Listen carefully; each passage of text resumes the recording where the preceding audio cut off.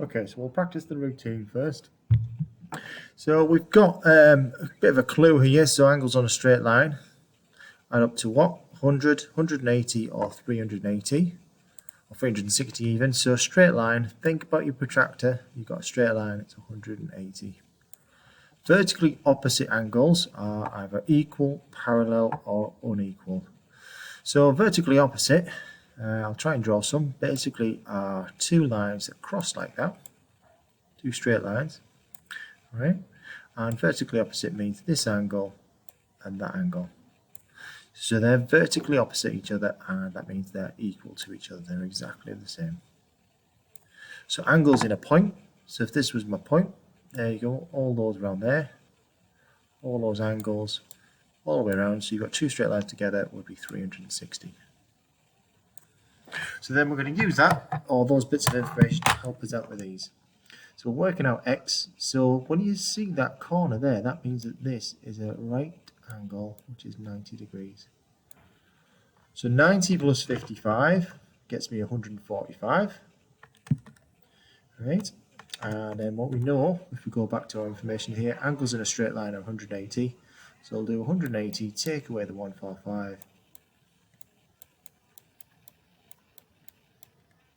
That leaves us with this one, which is 35 degrees.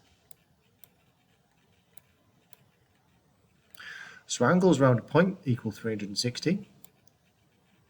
So we'll do 360 minus, what I would do is I would add these two together, so 132 plus 96 gives us 228. So if I did 360 minus 228, I get 132.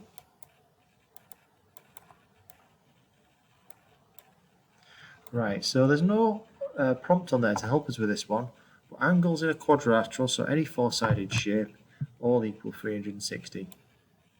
So it'll be 360, take away all of these added together, so 76 plus 135 plus 81, which gives us 292.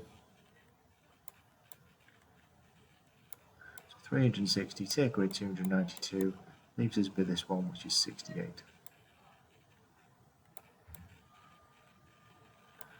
And really, I should put the units in there, I should put measurement, I should put degrees in there as well. So, right, let's have a look at this one. So we're calculating x, we know that that's 76. Okay. Right, so what we've got then is we've got a pair of parallel lines, such as this one and that one. So what I do know with parallel lines is that if that's 76, this one is alternate to it, so that's also 76 as well.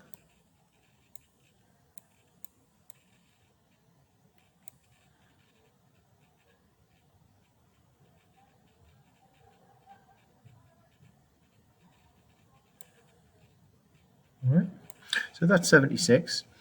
So then forget about this line now, and that's 76. What we've got, if we turn it back on its head, is we've got an isosceles triangle, because that's indicated by these two. So these two mean that these two lengths are the same, so therefore these two angles are the same. So that's also going to be 76 as well.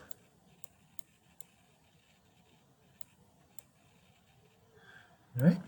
So there is one more rule that's not written up there, and what it basically is if you've got a triangle, this angle here, your external angle, is the sum of these two. Right? So if we call that x and we call that y, this angle here is x plus y. So it's those two added together. So this x here becomes 76 plus 76. So it's 152.